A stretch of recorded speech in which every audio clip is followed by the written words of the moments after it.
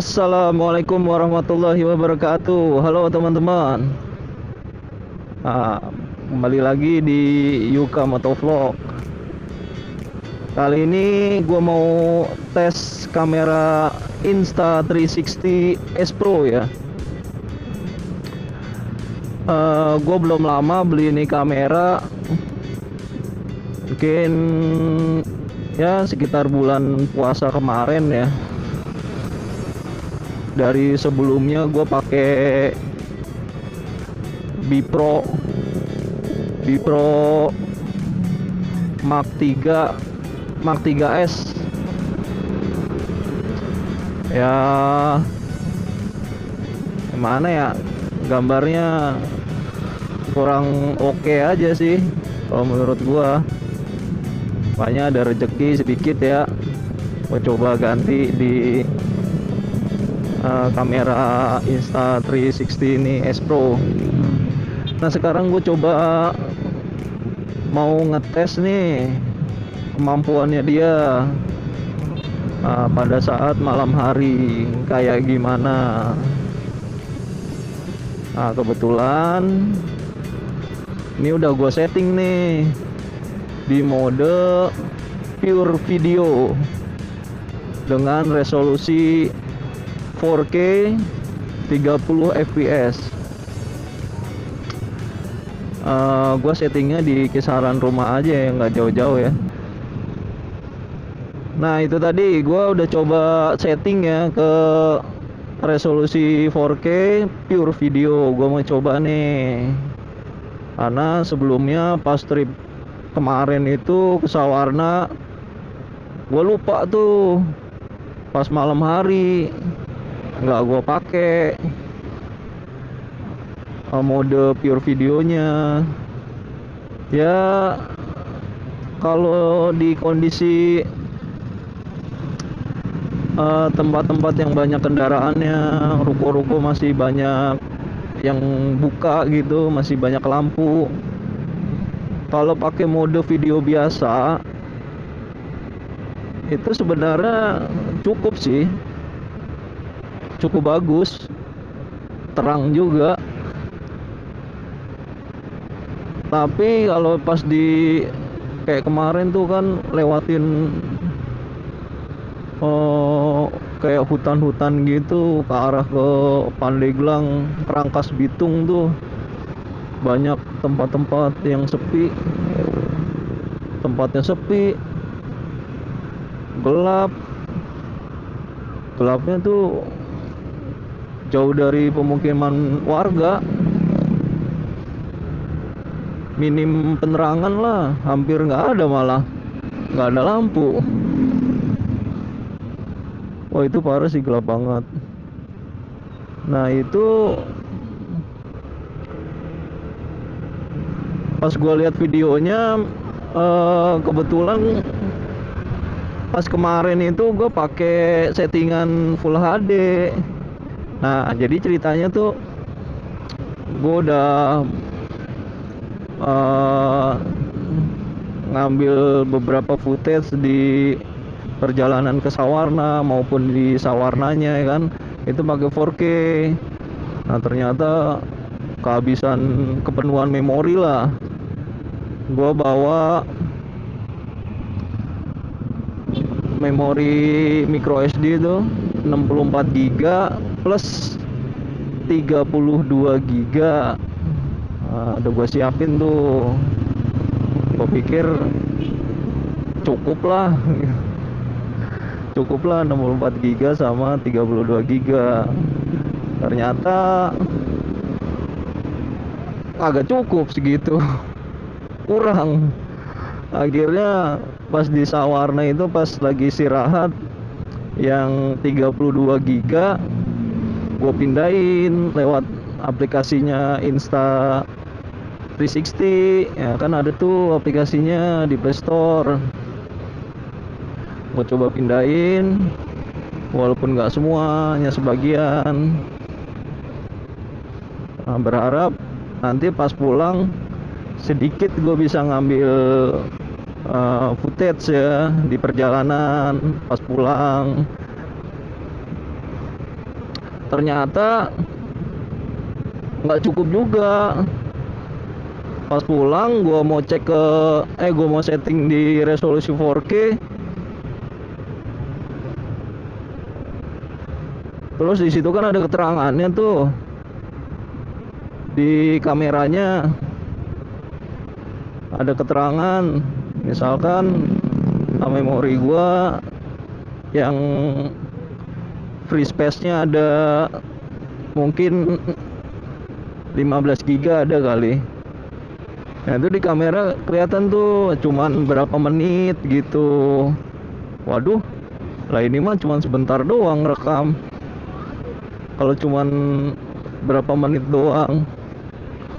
Nah akhirnya gue putusin, gue ganti ke settingan Full HD 30 fps dengan mengorbankan resolusi ya. Udahlah nggak apa-apa lah, gue pikir 30 fps. Kalau misalkan 4K kan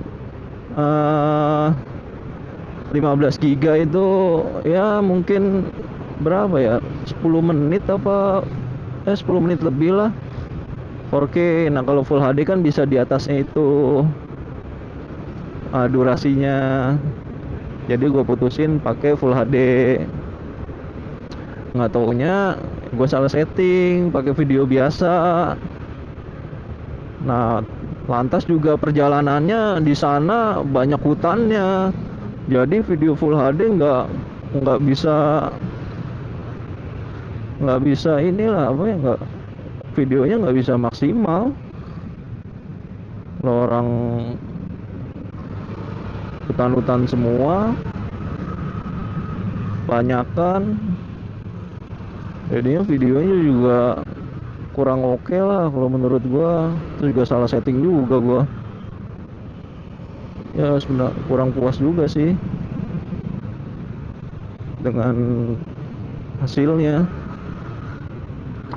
Nah ini makanya gue ada kesempatan nih, gue coba mau tes pakai kamera Insta360 S Pro mode pure video.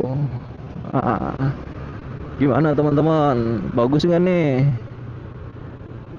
Gue sih belum lihat hasilnya ini. Ya mudah-mudahan sih bagus ya dilihatnya ya.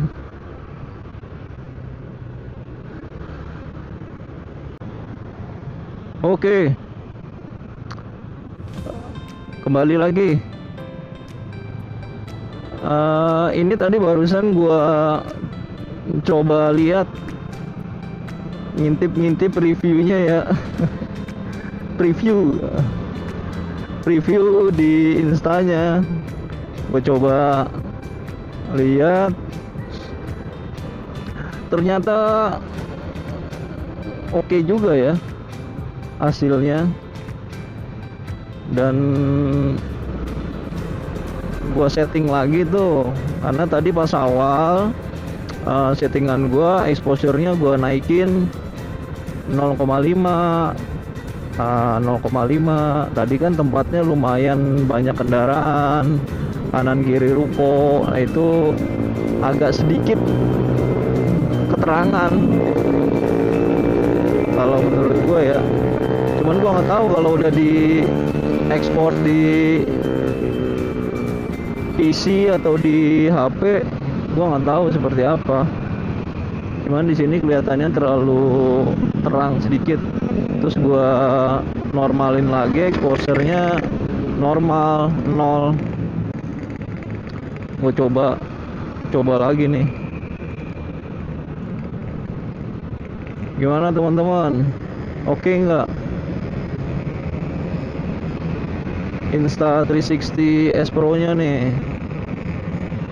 Nah, bisa komen dah di bawah. Bagi yang minat mau beli kan bisa jadi bahan pertimbangan nih. Oke, gua ngisi bensin dulu ya, ini udah kedap-kedip. Karena ini motor sebenarnya motor khusus buat touring gitu. Cuman karena motor istri lagi kendala, jadi ini dipakai dulu sama doi ya kan. Pakai dulu buat kerja. Ini bensin ya kagak diisi. Oke, gua isi dulu ya. Oke, ntar balik lagi kita.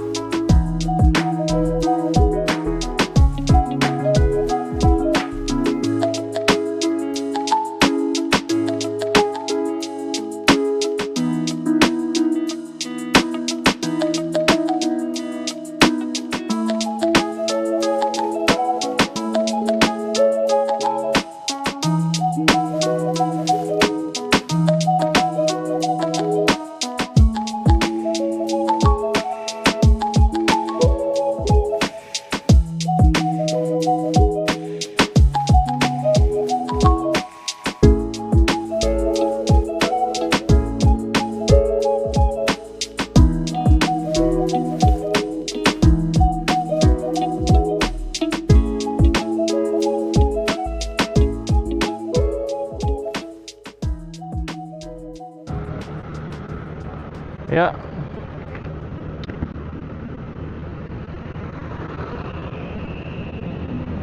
Oke.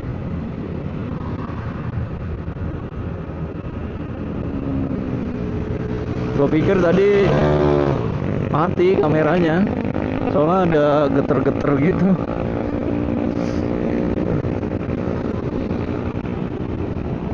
Ternyata enggak.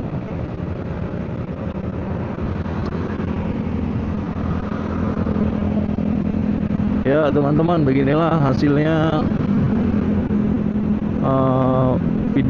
kualitas video dari Insta360 S Pro pada saat malam hari. Ini sekarang jam 7:42 ya teman-teman.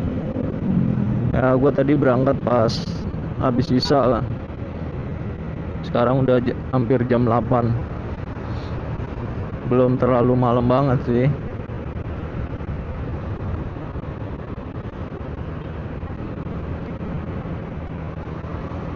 Ini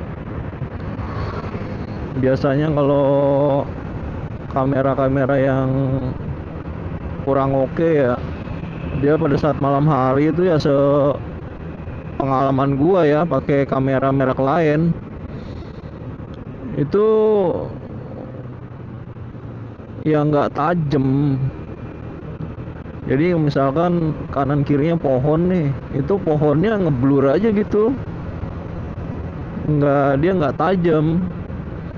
Kalau kendaraan yang lewat itu jelas, cukup jelas. Cuman kanan kirinya itu loh ngeblur, bener-bener hancur parah lah, parah banget.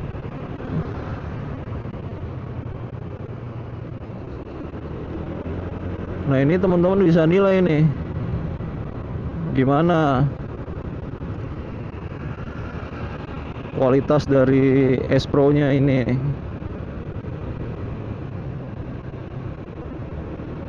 dibandingkan GoPro. Misalkan GoPro 10, 11, apakah GoPro 12 apakah sama ataukah lebih unggul GoPro,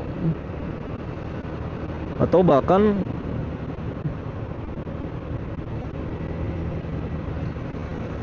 sama aja.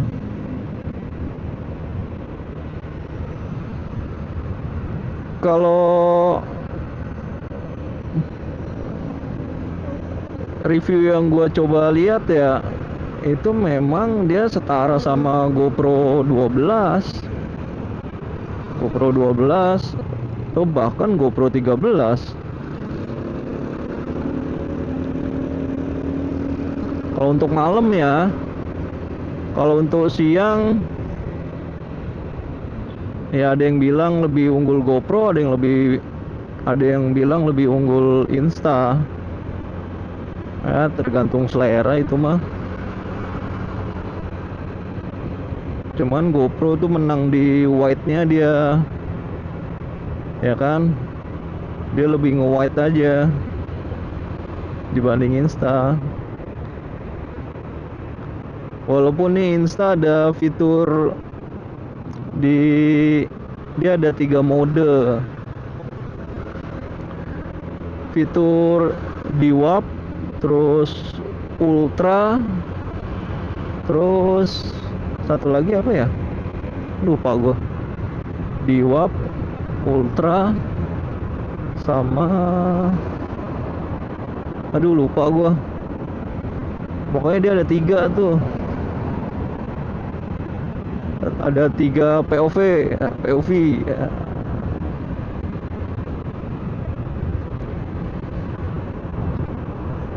Kalau ini gue lagi pakai yang DWAP.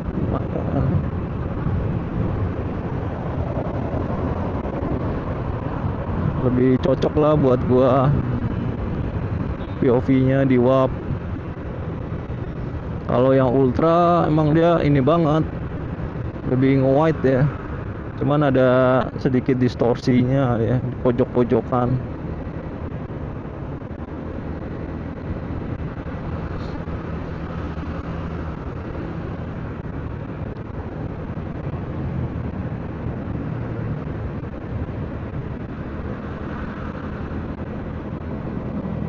Nah, ngomongin impresi pertama gua pakai ini kamera nih. Impresi awal gua tuh gua cukup puas. Cukup puas ya. Keren sih menurut gua. Apalagi yang S Pro 2 ya. Cuman harganya itu loh, harganya berapa ya, kalau nggak salah 7 sampai 7,5 juta apa ya. Lumayan nih, baru kameranya doang, belum perintilannya kayak baterai, micro SD ya kan, sama lagi tuh tripodnya. Terus kalau buat motovlog ya pakai neck holder kayak gua. Ah, ini sekalian info nih, mungkin ada yang tanya nih gua pakai apa gitu, kok bisa kelihatan kokpitnya PCX. Bisa kelihatan full layar. Biasanya kan kamera lain kan apa namanya, kok kamera lain, rider yang lain kan penempatan kameranya kan beda-beda. Ada yang di helm, ada yang di motor, ada yang di samping helm, ada yang di depan, ada yang di samping helm. Terus kalau kayak gua nih di leher. Nah, ini kalau yang gua ini makainya namanya neck holder dari Telesin. lebih, menurut gue lebih ringkes, lebih simple, mudah.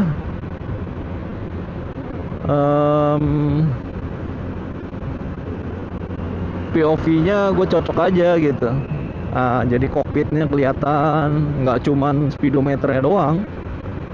Karena ada tuh yang kelihatan cuman speedometernya doang tuh, ya kan? Ada tuh. Nah kalau ini nih hampir stang-stangnya, terus dek tengahnya itu, yang dek tengah yang penutup bensin itu juga kelihatan juga, daerah-daerah dek situ tengah. Gue lebih suka ini aja, lebih cocok dibanding yang strap holder ya. Kan ada tuh satu lagi, gue juga ada strap holder, dia naruhnya di dada, sama sih, cuman kalau ini kan lebih ke atas sedikit, di bagian dada ke atas. Nah kalau strap holder kan di bagian dada, dia bagian tengah-tengah dada, jadi dia agak turun sedikit, kayak kurang oke. Kalau gue pernah coba pakai.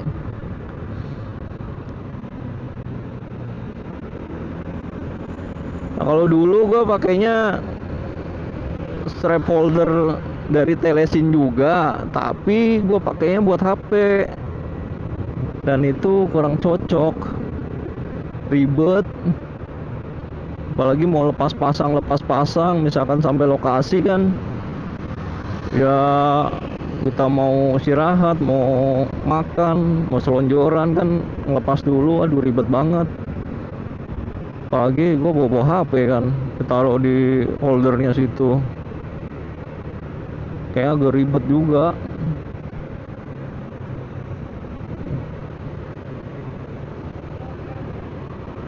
Kayaknya gue putusin, udahlah ambil yang di leher aja, neck holder, lebih oke sih, simple. Bagus sih, bahannya juga bagus banget, dari Telesin. Memang harganya pas gue beli waktu itu ya, beberapa bulan yang lalu, mungkin sekitar 2,5 sampai 300 kalau nggak salah deh. Nggak tahu sekarang ya berapa, tapi barangnya oke, bagus. Ini aja temen-temen, lihat aja nih dari tadi, kira-kira kameranya getar parah nggak pas jalanan jelek. Nah kalau teman-teman beli neck holder Telesin yang gue pakai, itu teman-teman dapat neck holdernya, udah pasti dapat. Nah terus teman-teman tuh dapat strapnya. Jadi itu nanti strapnya dipasangin ke neck holdernya, dipasang, kayak disangkutin gitu. Nah terus habis itu diikat ke bagian pinggang punggung belakang tuh, jadi modelnya dia jadi buat ngikat, supaya neck holdernya begitu ada jalanan jelek dia nggak goyang-goyang. Cuman nggak pernah gue pakai juga. Karena menurut gue kalau gue pakai sama aja kayak strap holder, ribet. Jadi gue nggak pakai, jadi cuma dikalungin ke leher doang. Dan udah gue buktiin pas ngetrip itu di Jawa, trip ke Jawa itu aman sih, tanpa strap ya, itu aman, masih stabil. Jadi nggak perlu lah pakai strap.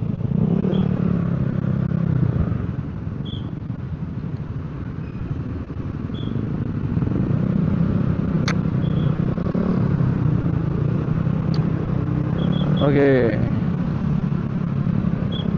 balik lagi ke keramaian, kemacetan.